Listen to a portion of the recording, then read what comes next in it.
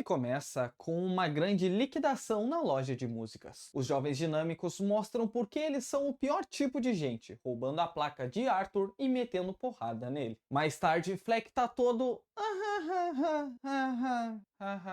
em sua consulta e mostra seu diário de piadas para a doutora. Ele conta que tentou uma carreira no stand-up e como sua vida era melhor no sanatório. E pede apenas duas coisas. A primeira é que aumentem os seus remédios e a segunda é que tu se inscreva no canal. No caminho para casa, Arthur brinca com um garoto no ônibus e novamente a sociedade mostra ser um monstro com a mãe dele xingando o Arthur. E nisso, novamente, ele Então ele entrega seu cartão que fala que ele tem um distúrbio e causa uma risada incontrolável. Ao chegar em casa, Fleck dá comida para a mãe e fala que não encontrou nenhuma correspondência hoje. Isso porque ela enviou uma carta para Thomas Wayne e está esperando a resposta. Um detalhe é que ela trabalhou anos para a família Wayne. Na TV, passa o de noite local e Arthur se imagina como todos que querem uma chance no estrelato, que é basicamente ele ser mais um no meio de uma plateia gigantesca e por algum motivo ele vai gritar que ama o Murray vai escutar, olhar pra ele e pensar, nossa, esse cara eu quero trabalhando pra mim. Eu vou dar muito dinheiro pra esse cara aí. Nossa, sério, eu trocaria todo esse sucesso só pra ter um filho como ele. E aqui já dá pra entender que o pai do Arthur foi comprar um cigarrinho e não voltou. No outro dia, Randall fala que soube dos valentões. E que maneira melhor de ajudar um cara com distúrbios mentais do que dando uma arma pra ele. E vai um destaque pro ator aqui, porque ele realmente sabe o que é coringar. Ao ser chamado para ver a chefia, o patrão manda ele devolver a placa que roubou, que nesse caso seria aquela placa que os caras quebraram na cara dele, e se ele não fizer isso, será descontado de seu salário. Após mais um dia terrível, nada melhor do que voltar para casa e o elevador travar. Pelo menos nosso protagonista para junto com a vizinha e ao sair lança uma cantada nela. Eu disse uma cantada, não que era boa também. Novamente, a mãe de Arthur insiste nas cartas, porque segundo elas, Thomas Wayne é um bom moço. Então se ele receber aquelas cartas e souber pelo que eles estão passando, com certeza ele vai ajudá-los.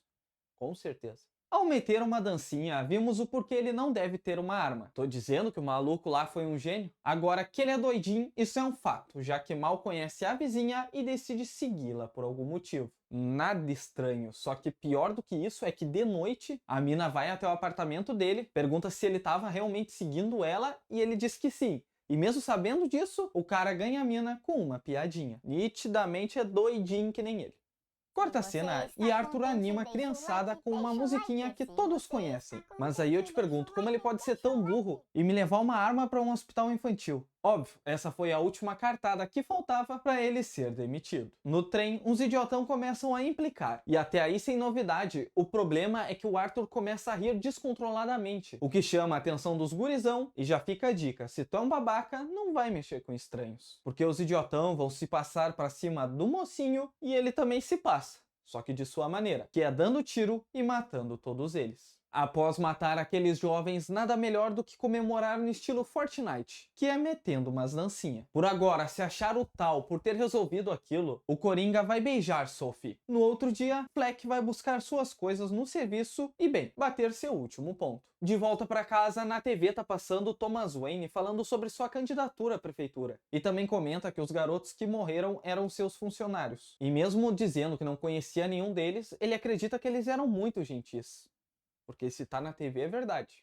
Na consulta, Arthur entende que a doutora nunca escutou ele, já que toda semana ela faz sempre as mesmas perguntas. Mas diferente de alguns dias atrás, que ele achava que ele era só mais um no meio da sociedade, agora ele começou a perceber que tem gente notando ele. Mas da parte da doutora, ela fala que a prefeitura cortou os custos. E que bem, aquela é só a última consulta. Como sua carreira como palhaço acabou, Arthur sobe no palco de stand-up. Só que aqui... Aqui tu pensa que quando ele vai falar, quando ele vai falar, né, no palco lá em cima, ele não, ele começa a falar. Começando aqui mais um ataque nele, mas no fim termina tudo bem e o show é um sucesso. Sophie fala que acredita que o palhaço na verdade é um herói. E pior, a praga dos doidinhos está se espalhando pela cidade. Em casa, Arthur do gingadinho coloca sua mãe para dormir. E ao ver que tem uma nova carta pro Thomas na mesa, ele decide abri-la. E ao ler, descobre que Thomas Wayne é seu pai. Isso segundo a mãe dele, que disse que na época que ela trabalhava para eles se apaixonaram e tiveram um bebê. Só que Thomas é desumilde e ele não ia ficar com uma pobrinha. Troca a cena e Fleck vai visitar seu papai, porém o máximo que encontra é o Mano Bruce, que também é jogado no filme só pra dizer, o Batman ali, ó, Só que aí eu pergunto, cadê os seguranças desse lugar que deixam o filho do patrão ir até o portão conversar com um estranho sozinho?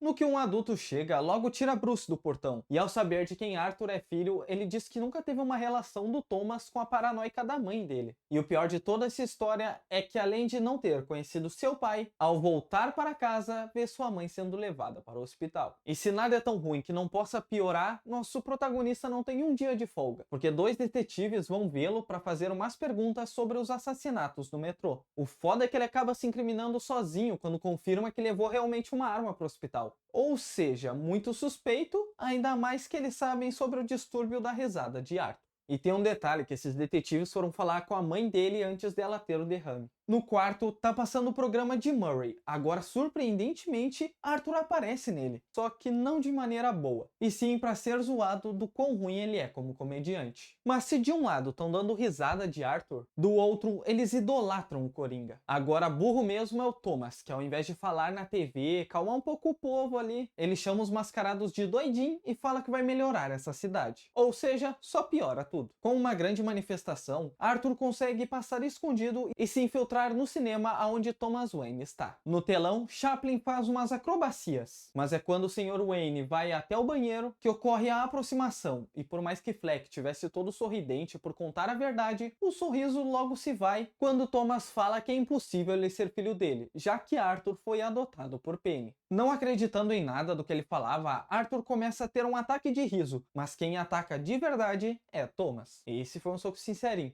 De volta para casa, o protagonista vai diminuir seu calor, enquanto houve uma chamada perdida que os detetives estão atrás dele para fazer mais perguntas. No entanto, no outro dia, recebe uma ligação da produção do show de Murray, o convidando para participar do programa. Corta a cena e Arthur vai até o asilo Arkham para saber mais sobre o passado de sua mãe. E além de um papinho meio estranho que ele tem com o balconista, é aqui que ele descobre que Penny sofre de uma psicose delirante e distúrbio de personalidade narcisista. Só que quando o balconista ali acha a parte que fala sobre o filho dela, ele decide não falar. Mas Arthur rapidamente rouba a pasta, corre até a escadaria e vê que ele realmente é adotado. E sei que a vida desse cara é toda ferrada, porque na época que ele ainda era uma criança, um dos namorados da Penny, além de bater nela, batia no garoto. Tipo, batia mesmo, tanto que deixou ele com trauma na cabeça. Pra finalizar bem a noite, Fleck vai até a casa do mozão. Só que dessa vez tá diferente, porque ela não sabe quem ele é direito. Isso se dá porque tudo que aconteceu entre os dois estava na cabeça dele. É como o ditado diz, basta apenas um dia ruim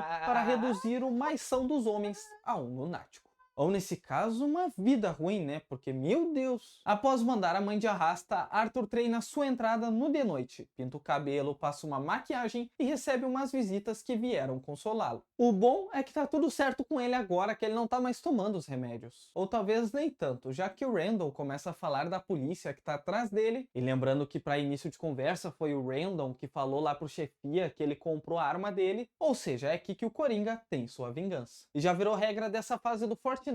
Se tem morte, tem que ter dancinha. Agora, quem não pode ver um homem feliz dançando são os detetives, que metem aqui uma correria atrás dele. A parte ruim é que o Coringa é atropelado. A boa é que ele consegue entrar em um trem, causar um tumulto e porradaria, fazendo que quando o trem parasse na próxima parada, os doidinhos fossem pra cima dos policiais, permitindo que ele conseguisse escapar. No local do programa, passa na TV que os detetives estão no hospital. Murray se apresenta rapidamente só pra pedir um programa decente, e finalmente o Coringa entra em cena. Mas com zero preparamento, porque pensa que ele fica lá uma meia hora lendo o livro pra achar uma piada. E na real ele até tenta ser um engraçadão ali, mas com um tipo de piada meio errado. O problema é que o Murray ainda fica zoando ele mais ainda. Então o programa, que já tava meio sério, fica ainda mais, porque o Coringa fala que foi ele quem matou os jovens. Isso porque sua vida toda foi uma comédia, já que as pessoas são ruins e elas o corromperam. Dando aqui uma lição dizendo que a sociedade sempre trata os outros que nem lixo,